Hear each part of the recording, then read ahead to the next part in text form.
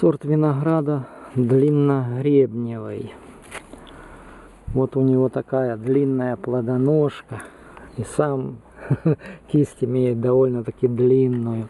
Ягода крупная, шарообразная в основном, может немножко овальная быть.